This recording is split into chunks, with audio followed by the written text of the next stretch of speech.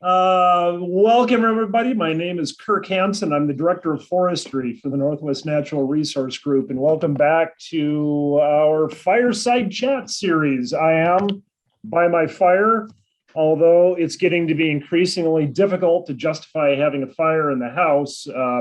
It's awfully warm in my living room right now, so I may have to open a door, but probably next month, this will be next to a fire outside.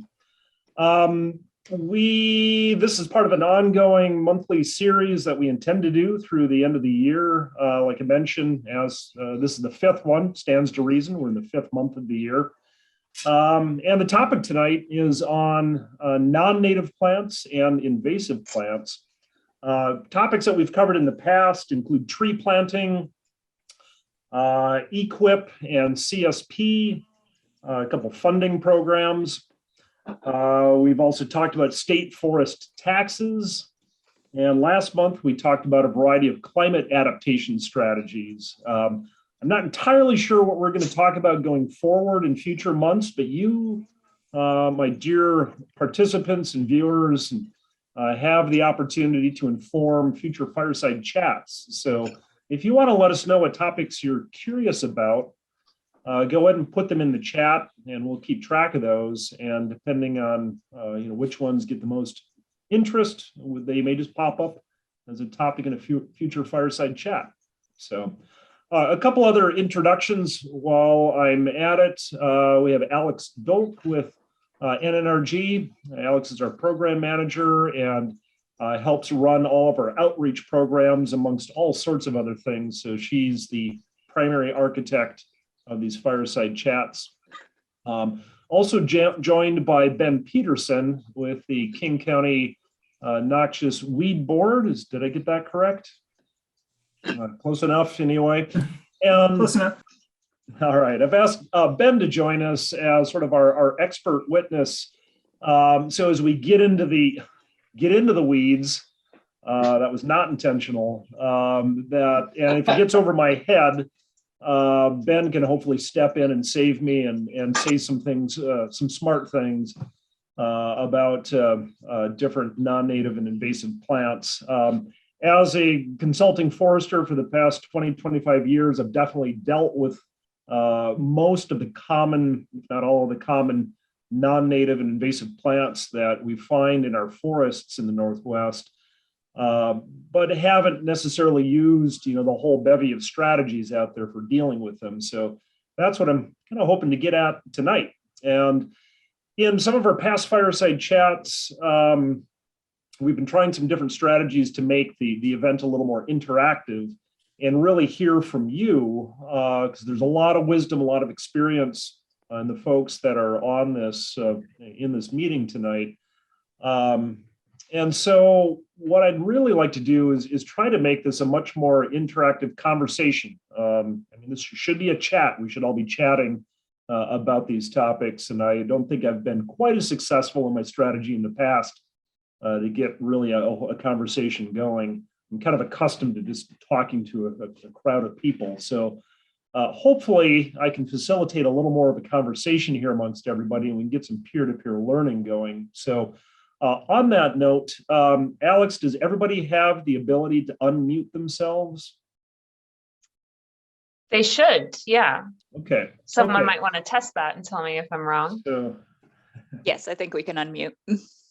Fantastic. Thanks, Ron. Okay, so you have the power, dear viewers, to unmute yourselves and chatter on practically about anything that's on your mind. If you get off topic, Alex will break out the big hook and mute you again. But here's how I want to start with a question, and I'd like to have you answer this. So we often use the term non-native plant and invasive plant interchangeably. I know when I'm talking about invasive plants or non-native plants, I find that I go back and forth using that term almost like they're synonymous, but I don't think they are. I would like to invite you, anybody who's willing, to tell us, how you perceive the difference between invasive plants and non-native plants, or if you think there's a difference. Well, I think there's a distinction that's pretty subjective the way I look at it. And, if a plant is interfering with what you want the land to be doing, then it's invasive. If it's something that's enjoyable and is not hurting anything, then it's just a non-native plant. If it invades, if it spreads. It's a quickly. sort of a value judgment regarding the, I think every plant is probably invasive. Everything came from somewhere at some time. And especially with as climate changes, I think invasive plants will become our native plants. Okay. Rachel has got her hand up there. Hey, yeah, I agree with what was just said. And the word that came to my mind was that with regards to invasive, it has this ability to take over or disrupt the ecosystem or the environment that was there before it was introduced. And then of course, non-native, meaning something that wasn't there prior, but maybe without that quality of being able to just spread quickly, prolifically, invasively. Yeah. Okay. Anybody else have an opinion on this or their own twist on things? But I do think it gets blurred, and a lot of times you have to see what the plant is going to do in the ecosystem you drop it into. I'm thinking of English ivy, introduced as an ornamental and, for certain purposes. And then over time, it's evolved into what I would consider to be an invasive. Laura's got her hand up. I had a comment on, in New Zealand, they use the term exotics, whether that be, invasive or non-native.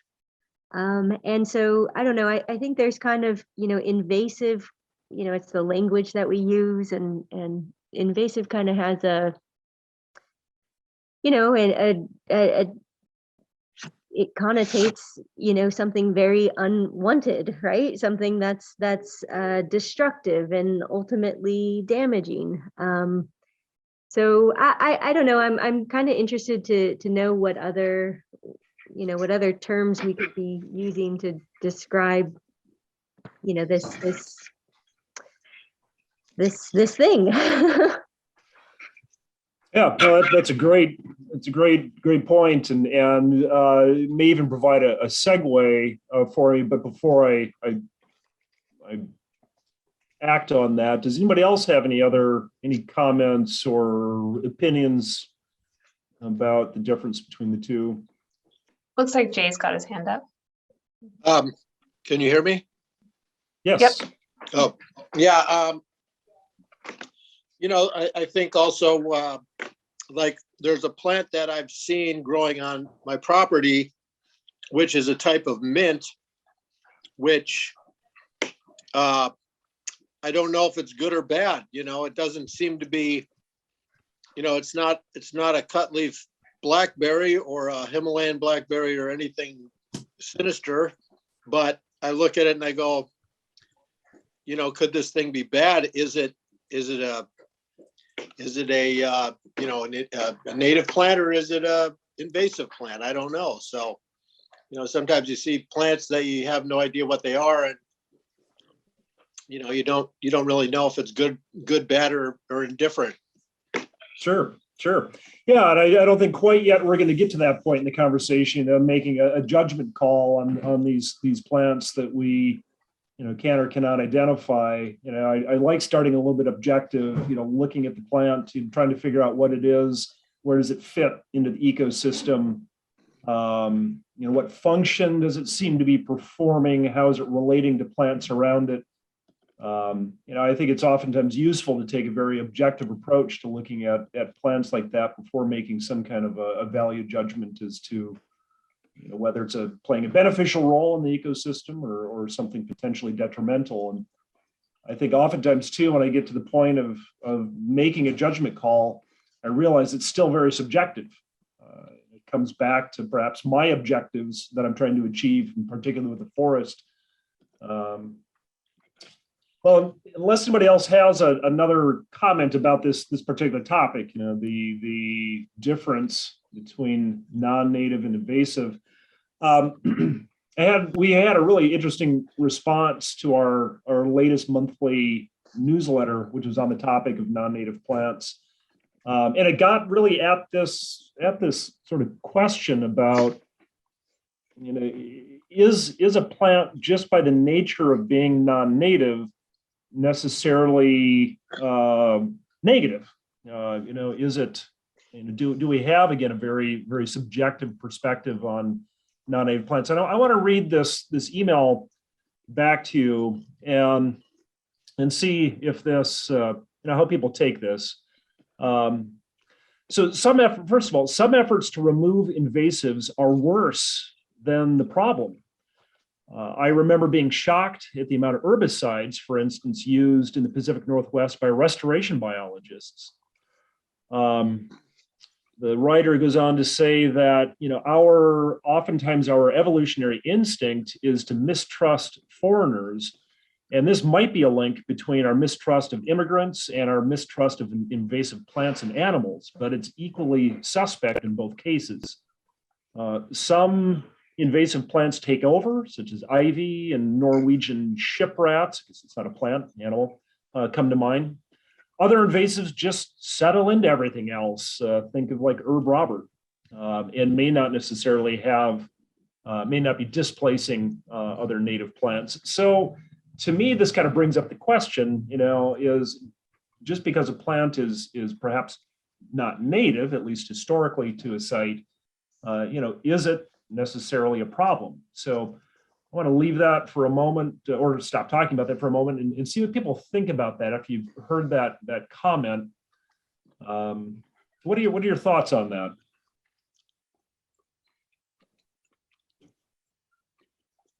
Jay. One thought I had was, damn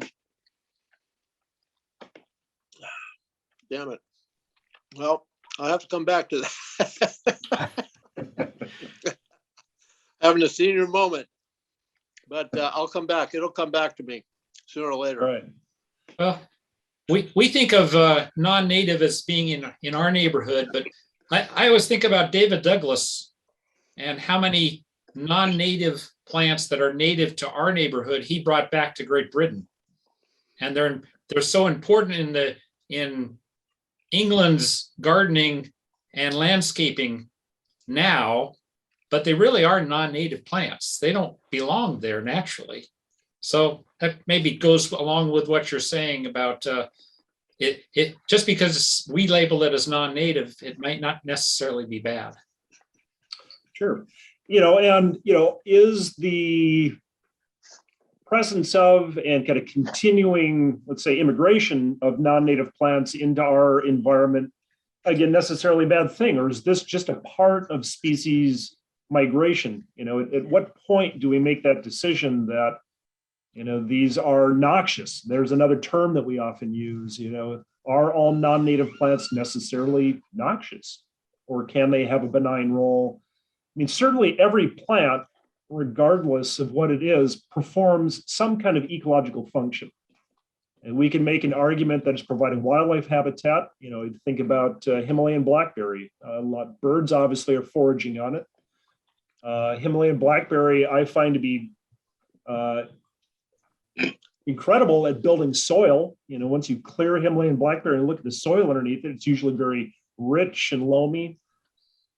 So, for that matter, it has some beneficial impacts on the ecosystem. We know that Scotch broom, for instance, is a nitrogen fixer, deposits extraordinary amounts of biomass, again, builds soil. So, not always necessarily performing a detrimental role. Chris, you get your hand up. Yeah, I'd like to also point out that native things can be noxious as well. I know that I've cleared a lot of blackberries and a lot of Scotch broom just to watch poison oak take their place. And I joke about going back and planting the Scotch broom and the blackberries again. Right. What would you rather have? Something that's thorny but produces, wonderful berries, or something that leaves you itching for days and cursing, native versus non-native. Both Chris and Jay, I see you have your hands up. Whoever can unmute first and start talking, go for it. Hi, this is Oh. Chris. Hi.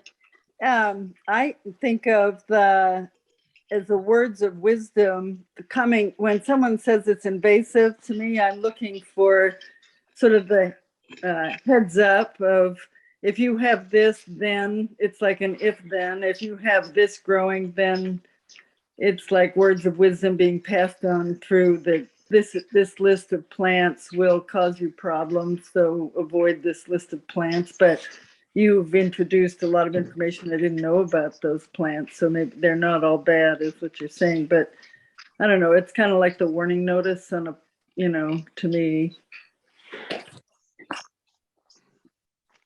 Jay, did that notion come back into your head? It did. Yeah, I'm thinking about native blackberries.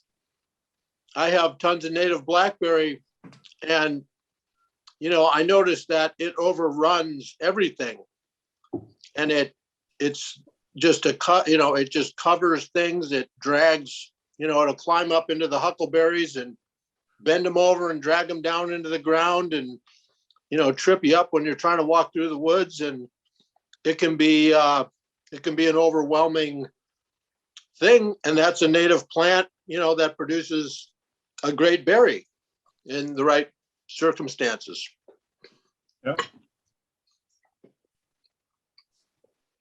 Yeah. Anybody else? Dan, it looks like you might be poised to share some insight. So at least in Washington, I'm pretty sure in Oregon, like noxious weeds are more of like a legal definition of a kind of plant.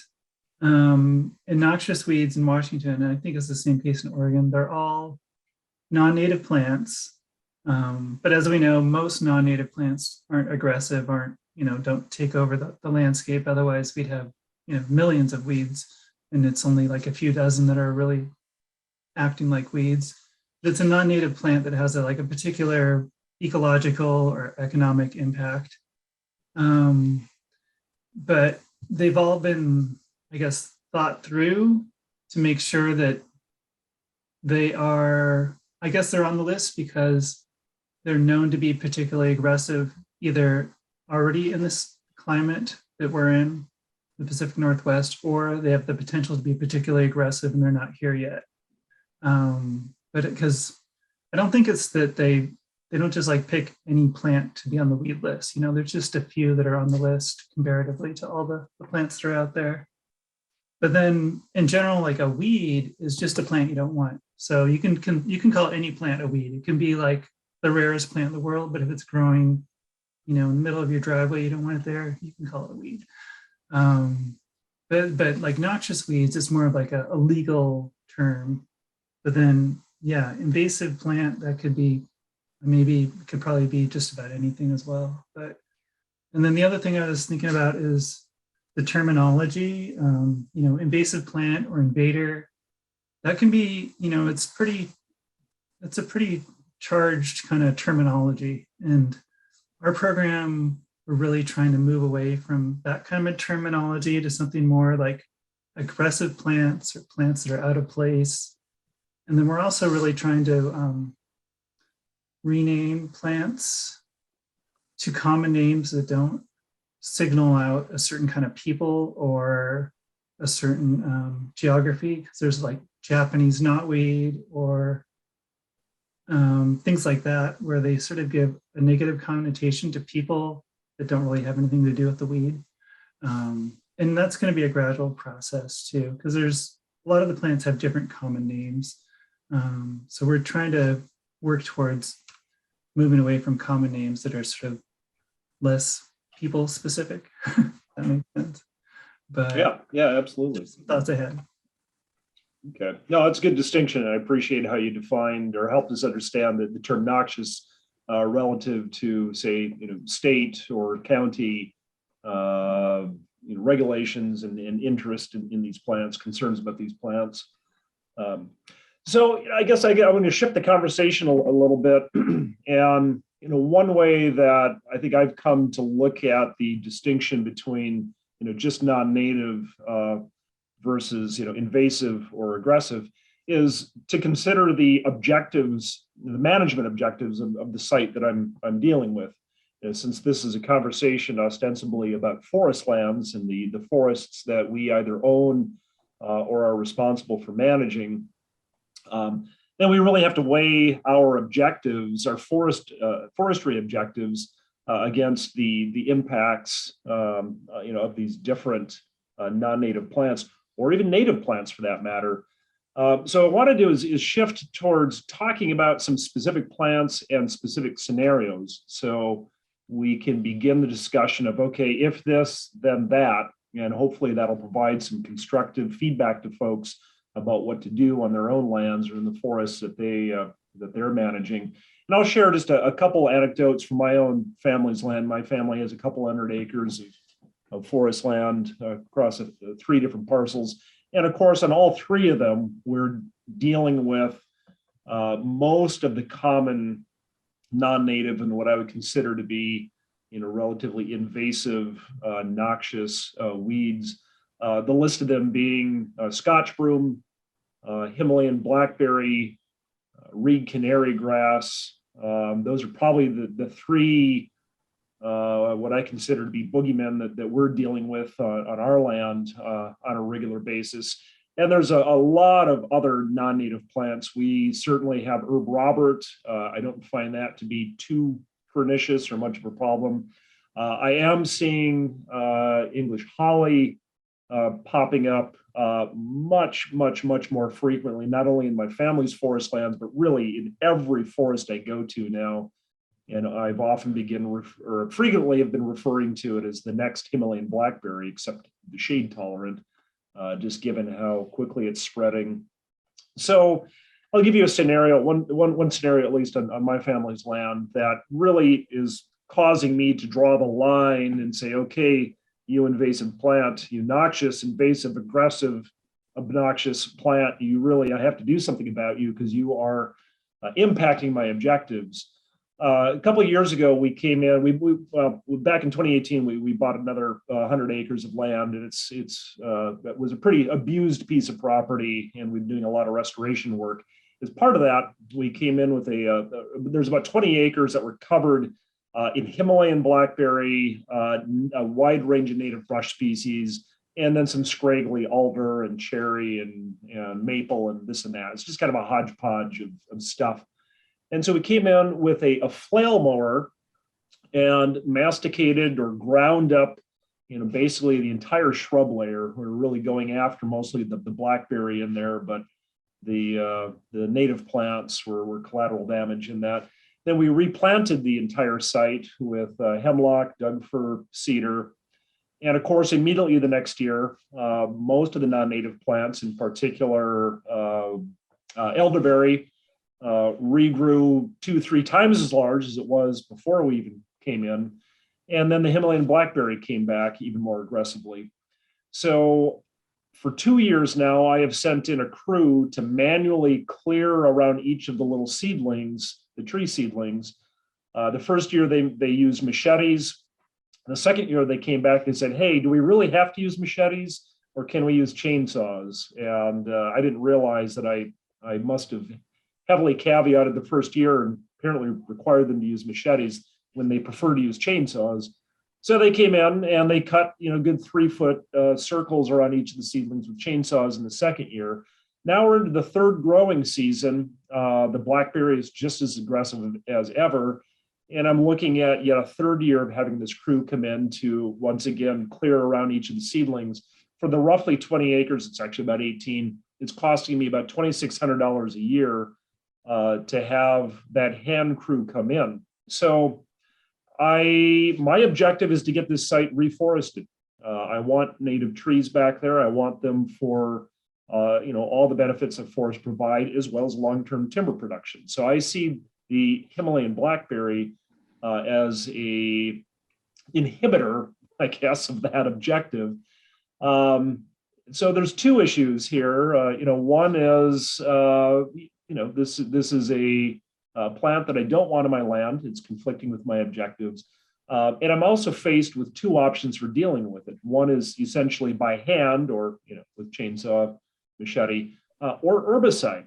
And so far, in most instances, I have avoided using herbicides, but I'm really kind of starting to ask myself, had I used herbicides the very first year after planting, would I be in a little better spot right now? Would it have been less expensive, more effective, et cetera? I'm going to lay that out to you, dear viewers, to mull over and provide, maybe some food for thought here. We've got a couple issues, how to effectively deal with what we call seedling release, and this kind of objective of reforesting a site that's heavily colonized by a non-native plant. Anybody have any thoughts on that, or want to speak from their own experience? Either. A few hands. Yep, Rachel, go ahead. Yeah, I just jumped in. So I don't have a specific comment. I have more of a question, because back to New Zealand, someone had mentioned New Zealand earlier. One of the things that I had seen, that Himalayan blackberry apparently is also a problem in New Zealand, and they find that it tends to be something that catches fire and then brings that fire up into the top story. And so it tends to be not just something that if you put off dealing with it as a weed, that it could actually just destroy your whole forest. And so one of the things, and they found the same challenge with clearing it without destroying the ecology. And one of the solutions that they're looking at, and I'm curious about what you think and others think, is the use of goats, because they can just gnaw through it without really getting into the plants that you do want to keep. They can sort of be handled by people, or have the little electric fences and things like that. And this is actually something we've been considering for dealing with issues on our land, because yes, it's time intensive and backbreaking, and we haven't even gotten to the point where we would hire people. I think it sounds like you have a much larger project than ours, but I am curious about goats. What do we think about goats? Boy, I would love to hear from the audience. I do not personally have experience using goats to clear invasives. I raised goats in my 20s, and I've got a lot of horror stories about them, but they don't have to do with forestry. So I'll save that for when we get together for beers afterwards. Anybody have any experience with goats? We checked into goats years ago, I'd say more than 20 years ago. There was a gentleman who was renting his goats out to take care of the invasive Himalayan blackberries primarily. And it wasn't as easy as I envisioned. Okay, we'll have the goats, he'll drop them off and they'll roam around and eat. It's not quite that simple. As you mentioned, they do want to have fences put up, but you don't put up the fence one time. You got to keep rotating the fence around, because they eat everything within the fence and need to move on.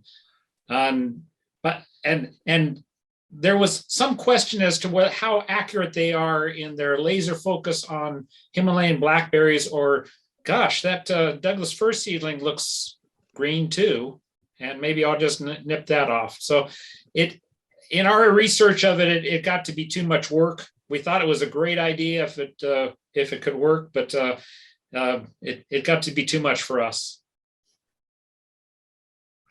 It does bring to mind, I do remember working up on Waldron Island, and there was a organic farm up there that had an issue with ivy in the understory, and they found a goat breed that had a very specific appetite for ivy.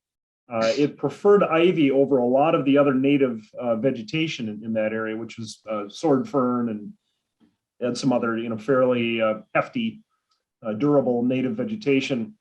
And then they effectively used this particular goat breed to eradicate the ivy. Rachel, I think one thing that you're bringing up that I think is a sort of a key strategy to consider, and that is, using goats or some other strategy to really prepare the site ahead of time for planting. So, I came in with a flail mower, mowed everything down, planted into it. There's a very rapid site prep, but, maybe not necessarily the most effective, given that I, made most of the vegetation just kind of angry, and it came back even more prolifically the next year.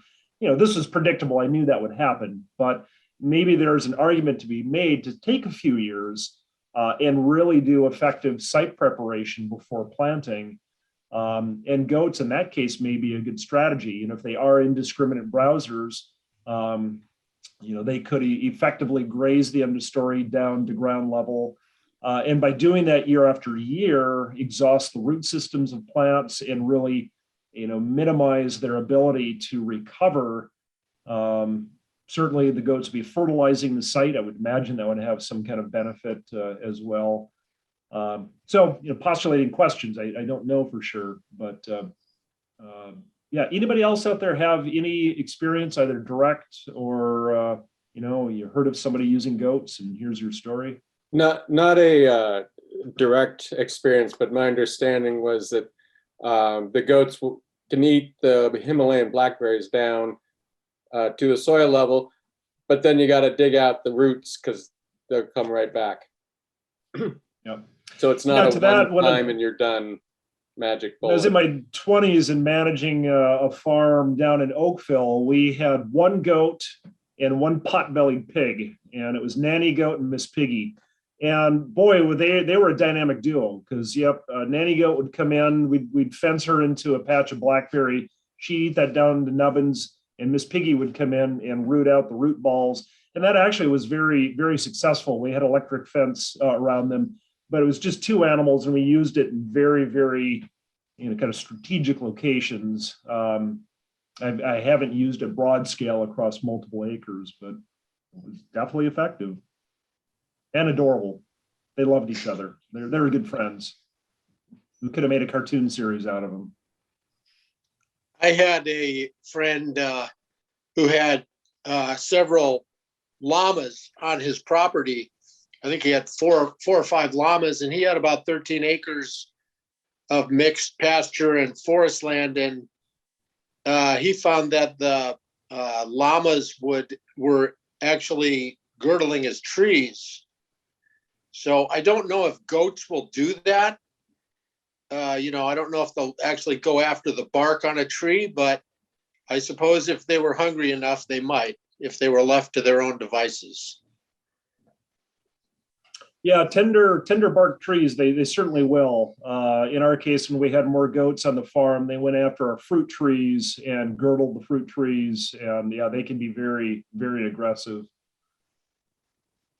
I think they could be a problem with alder, for instance, cherry, some of the smaller trees in the forest, cascara, although that could backfire on them. Chris, Pun intended. I think Chris had her hand up.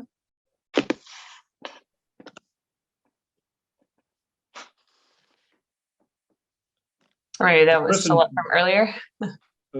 Yeah, it's Chris and Jay both did. And Laura, you had your hand up a little earlier too. I didn't mean to skip over you. Did you have no, it's perfectly fine. I'm on Whidbey Island. We have about 20 acres pasture and forest. And I was just going to ask you why you weren't digging out the root balls. Well, I guess across 20 acres. I know it's labor intensive.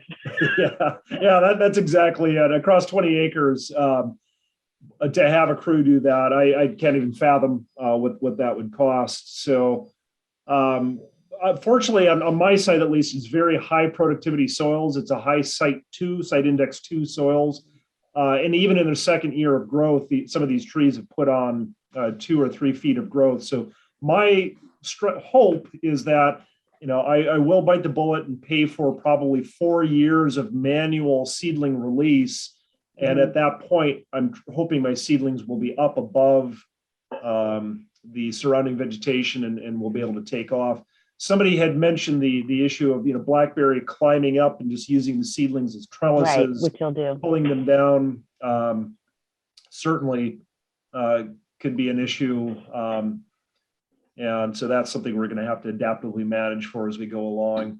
My family has adopted about 5 to 8 acres that we are ourselves managing manually with machetes, and we can keep up with that. So a crew of 3 or 4 of us working intermittently on weekends can effectively release seedlings from blackberry on, I'd say, probably up to about 10 acres or so. We also have a brush blender, an attachment for our weed whacker that's a brush blender that eats them down.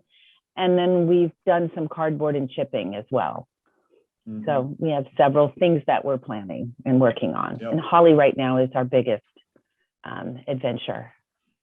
You know, a really great barrier is the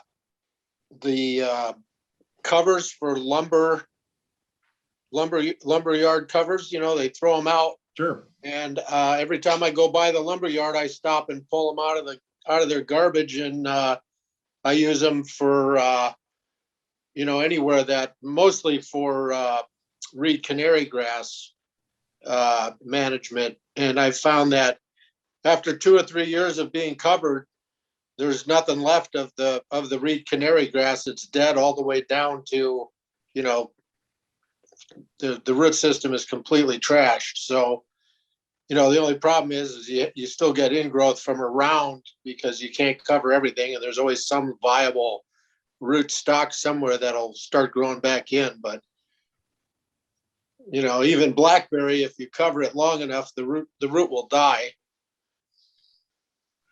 Yeah, that's great. I've noticed that same, I think at the Wild Time Farm, the owner there was using a black landscape fabric on reed canary grass. And I made the same observation after a full 12 months, a full season. He had an effective kill on the reed canary grass and was able to plant into that. Well, I think that's another good segue. So we talked a little bit about Himalayan blackberry and now reed canary grass. What other experience do people have, you know, trying to reclaim sites colonized by reed canary grass? Before we do that, can we a little more information on lumberyard covers? Is this the plastic that's over that lumber shipped under, or what exactly is a lumberyard cover? Yeah, it's just the covers that they cover the units of 2x4s and lumber with, varying sizes and different, you know, configurations. But a lot of it is, you know, is pretty big stuff. There's, you know, 20-foot. They have 20-foot, you know, units of lumber, so you can get a single plastic wrap that's 20 feet long by, you know, 10 feet wide, and you can cover a lot of ground with these things. And just, you know, I just take rocks or seedlings.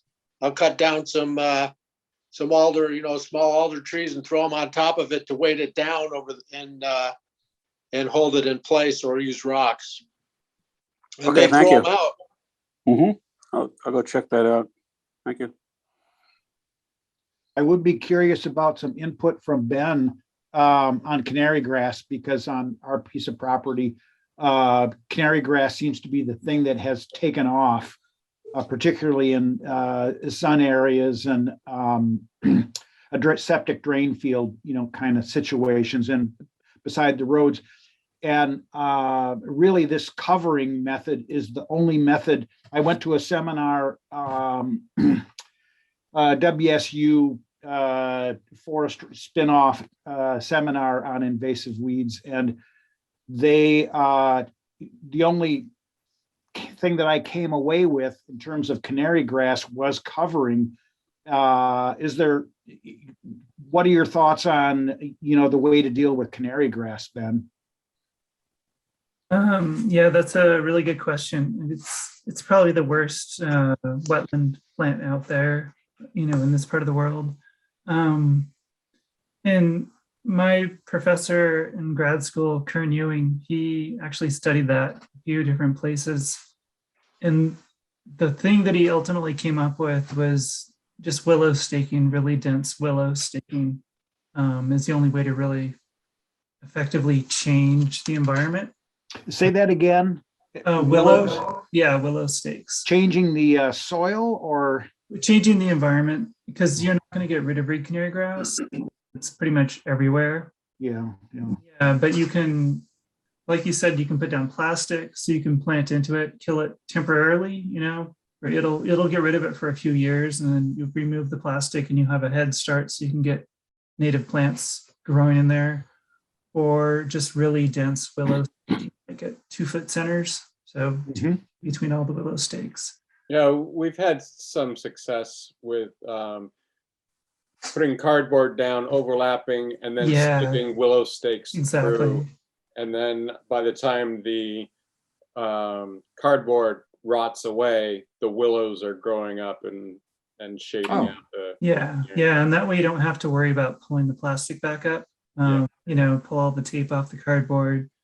But yeah, that's the one drawback with plastic is that you got to keep track of it, and because it's not going to like decompose on its own. Oh, it will, but you won't want it. yeah. I mean, there might be some burlap that would do serve a similar purpose, but the willow shooting for willow saplings growing or whatever, is sun a major component for canary grass? I mean, if you can remove, if you can create shade, is that going to do it? It'll reduce the reed canary grass, and also, I mean, I guess the biggest main problem with reed canary grass is just solid reed canary grass, and there's no structure diversity for any wildlife. So yeah, ultimately you want to get, the main goal is to increase structural diversity and biodiversity. So the hope is, you get willows planted and then you can potentially plant other native wetland plants amongst there once the reed canary grass plants. But it's just a big tuft of roots. I think that's really the long-term strategy is shade. Reed canary grass is not shade tolerant, hence the effectiveness of the any kind of a mulch material, be it plastic, cardboard, what have you, or this high density of willows that close canopy shade out the reed canary grass over time. We have reed canary grass along the wetland edge in our land, and surprisingly, I planted. Well, this isn't the surprising part, but I planted Douglas fir and cedar and hemlock into that with no mulch, no control, and just came back each year and continued to mow and kind of cut the grass around those trees. The Doug fir and the hemlock died immediately, but the cedar have persisted. Now, one thing we know about reed canary grass is that it exudes a chemical from the roots. I think this is true of most grasses that inhibit the growth of other plants around them. It's called an allelopathic chemical. And that's probably what killed the Douglas fir and the hemlock. But the cedar, and then this is a theory, may be immune to that allelopathic or that growth inhibiting chemical and is able to persist. So there may be a range of tree and shrub species out there that will more effectively compete with the reed canary grass. I suspect you can't just plant and walk away. You still have to come in and do some kind of manual control around there. But there also, of course, not to ignore the option is herbicide. And somebody just mentioned there in the comment, spraying crossbow. There are certain aquatic approved herbicides. I don't have a lot of experience with those. I haven't used them yet. But if people have that experience or have an opinion, that's exactly the direction that I really wanted to move the conversation. Again, talking about my experience basically is taking a forestry management course through WSU Extension and going to some seminars, and I came away. We have 10 acres on Lopez Island, and there are large sections of, I'll use the example of Himalayan, native blackberry and Himalayan blackberry. And they're in kind of wetland, they're in wetland places, interestingly. I guess that's maybe common. And the canary grass, and it's like, my thinking is this whole above ground and below ground thing, both the blackberry and the canary grass have such extensive root systems that trying to deal with it above ground, my thinking was with reluctance, looking at the herbicide approach. and looking at it skeptically, and going over the literature that was presented at the seminar and asking questions. And crossbow was the herbicide that I came up with, and through these seminars, as being the one that I chose to go after blackberry. And I kind of came to this talk wondering, does it fit in other places, and how do other people who know more than I do feel about, because what I've read is that crossbow really doesn't get into the affect the groundwater, I'm going to say at all, looking for comments, and that its half-life and it really does not have a lot of effect on the surrounding ecosystem. So I'm asking for information and feedback as to what I'm doing. I will say that I've used the crossbow on primarily blackberries for 3 seasons, and each time you taking a section of the blackberry and spraying it in the spring on the new growth as the new growth emerges. And I'm getting ready to start, if necessary, going after it after the berries are dropped, snipping it and painting. So I'm looking for feedback on this. It's working for me at this point after 3 years. One thing I think is that we all like to think that we're going to get the upper hand on it, all these things. And the truth of the matter is that you'll never kill it forever, whether you use chemicals, covering, or whatever. It will come back eventually, unless you use like willow and you turn it into a willow forest or some other form of, a canopy. But, as far as I'm concerned, it's just, you're fighting it, and you get it to a certain tolerable level. And then you just keep, nipping away at it over the years.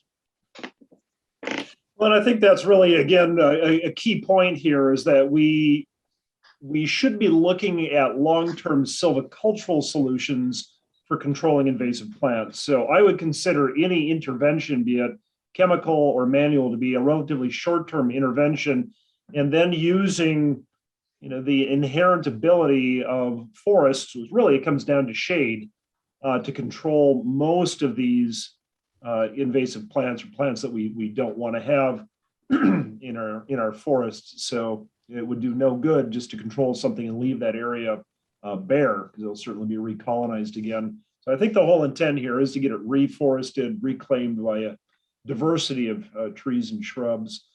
I'm working on a project where, well, actually, I'll set that aside. So we've been have a lot of questions that came in prior to when you all registered for this. And I think it might be a good idea to get to some of those questions and see if we can drill into some other sort of specific situations folks are dealing with the time that we have left. Alex, would you mind kind of high grading some of those questions and see if there's ones that we haven't, topics we haven't touched on yet? Yeah, a lot of people asked about just controlling specific invasives, but I think I'd like to just pull out a couple that are maybe a bit more general. One person asked what low-growing plants, I assume they mean native plants, will keep invasive plants out. And they don't want to plant trees in this particular instance because of the views, but maybe what understory plants are good at shading out invasives. Boy, well, I guess that's going to be it depends on the invasive plant. Certainly, some of these that we've been talking about, the Himalayan blackberry, Scotch broom, can be very aggressive with other native shrubs. I think maybe a key strategy there is trying to get that site colonized by a native plant that is considered a pioneer species. I would be looking at the soils. Is it a wet site or is it a dry site? And then trying to find a range of native plants that are specific to that soil type, or that are known to colonize that soil type. For instance, if it's a wet site, salmonberry, thimbleberry, things like that, that both do well on the site and spread quickly. They're rhizomatous. If it's a drier site, same thing. Looking at some of the rhizomatous species, Oregon grape, salal, although those are slow-growing plants. But tough plants that we know can compete, fairly aggressively with other, hold their own anyway against non-natives. I guess that'd be one basic strategy. I forget where it is on the King County website, but they have this fantastic plant finder kind of program. It's an interactive website where you can plug in soil conditions, shade conditions, aspect, function, all these different kind of variables of your site, and it will allow you to identify native plants that are suitable for that specific location. And that may be a tool. I think if you just Google King County Plant Finder, you'll probably come up with it pretty quickly. Is the elderberry a invasive, or is it a non-native plant? I thought it was native. It's native, yeah. The red elderberry is the most common. Occasionally you see blue elderberry on the west side, but it's a native plant, aggressive colonizer. We have it on most of our properties, and that's where you cut it back and it grows back 2-3 times as tall the next year. Very difficult to get trees established in that. Definitely native. Alex, another question. Yeah, someone asked about how to safely and legally use herbicide injectors, specifically with holly. But it actually makes me wonder whether there are other invasives that herbicide injectors are used on. I think I've only seen it referenced to holly, and I know that King County has that lending program. Is that right, Ben? That lends out? Yeah. So we have injectors that are for knotweed, they're like the blue gun kind of thing. I don't think we're going to be doing that this year because the person that managed that last year was working from home, and they spent like more than a third of their time just lending these out. But yeah, the injectors are for knotweed only. I think also they're labeled for yellow flag iris stems. But there's a tool called EasyJect Lance, EasyJect Lance, and it looks sort of about the size of an aluminum baseball bat, and inside it is these little capsules that are actually 22 rifle shells that are filled with this herbicide concentrate. And basically, you end up shoving these little shells into the base of the tree, and they just stay there, and they sort of provide a slow release of herbicide. And that's actually really commonly used for holly control. And you can get the herbicide capsules in either glyphosate or imazapyr, which both work well. But the other alternative for holly is doing cut stump, where you cut the plant down and just dab herbicide right on the stump. But yeah, that's one thing that's often used. But you can only, I think the tree needs to be 1.5 inches in diameter. So sometimes, you'll find groves of holly and they're all like 1/2 inch in diameter at the base.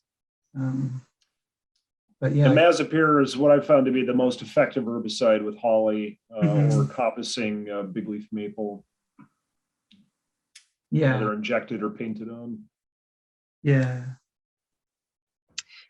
Someone asked about if there's a best recommended practice for what to do with dug plants. If you have more than you can put in your yard waste, or if they can't go in yard waste. So plants that you've dug up, non-native plants you've dug up.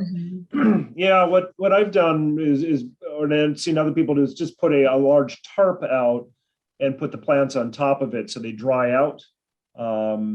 Obviously, if you just pile them on the ground, depending on what type of plant it is, there's a high likelihood it can reroot in the soil. So having some kind of a barrier there, it could be cardboard, but ideally plastic where the roots won't be able to get into that, and then let that plant desiccate.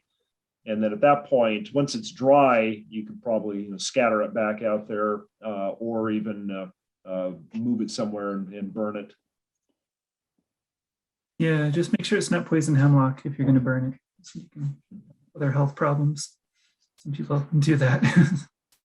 But yeah, some sort of barrier, and sometimes they'll even put something on top. I know they sell special like large waxed paper sheets that are meant to go over burn piles.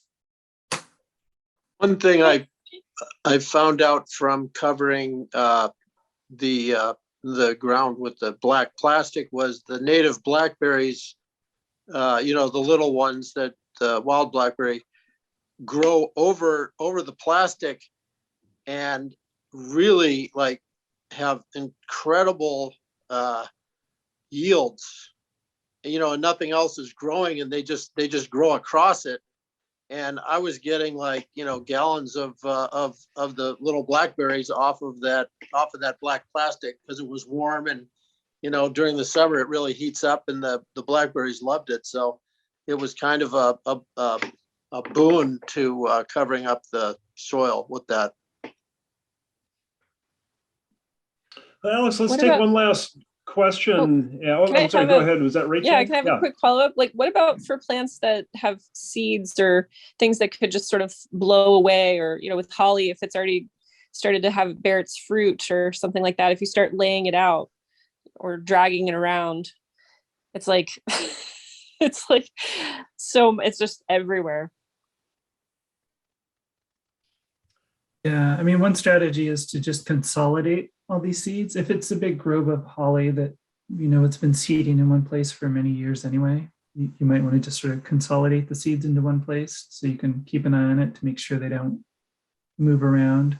But then if it's like you're like pulling thistle or tansy ragwort or something that's just a set seed, and if you just like look at it the wrong way, the seeds are going to blow away, you can spray it with hairspray, and that'll keep the seeds from moving away when you're digging it up. So something more. Yeah, I think again, also back to the notion of burning, if you can pile that, and certainly when it's green, it's gonna be hard to burn, but if you, like Ben said, concentrate it in one area, and once it's dried, then burn. If that burn is hot enough, you should be able to kill off most seeds. Okay, Alex, is there one last question in there that seems really, really pertinent? Otherwise, I may wrap things up since we're at 8:30. Someone asked, is there a general rule if you're cutting the plants, either to cover or to apply herbicide, for what time of year to do that? Or does it really depend on the species? Yeah, I think most cases that I've seen with Himalayan blackberry, for instance, Scotch broom as well, we've cut in the springtime, allowed a little bit of regrowth, and then sprayed in late summer, say September or so. So that combination of cutting, allowing some regrowth, I think the theory is that the roots push a lot of their reserves up into growing, and then you spray the plant when it's kind of at its weakest. That 1-2 punch has been fairly effective at a range of non-native plants.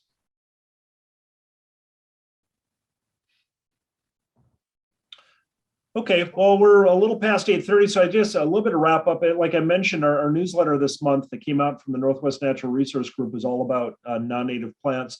And in that newsletter was a blog post that Alex wrote on non-native plants. And she listed out, probably about a dozen or so of the most common non-native and invasive plants that we're seeing in our forests, and provided a lot of resources for each of those non-native plants, both how to identify them, how to control them, resources to better understand them. And in the chat, Alex just posted a link directly to that blog post, so you can go take a look at that. We will be following up, or Alex, I should say, will be following back up, usually within about a few days of the Fireside Chat, with an email to all participants that will have more resources in there. So I think between her and Ben, might be a discussion there to make sure that we've got a complete list of resources to provide to everybody. And also want to let you know, you can go to the King County's noxious weed program and take a look. They have a lot of resources on their website. And sounds like Ben is a resource for folks and his colleagues. So, boy, we were only able to kind of scratch the surface of this topic as I expected within an hour, but I think it was a entertaining conversation all the same. I learned from it, and hopefully this is useful to all of you. So I think with that, thank you for joining us for our 5th Fireside Chat, and look forward to seeing you all again next month.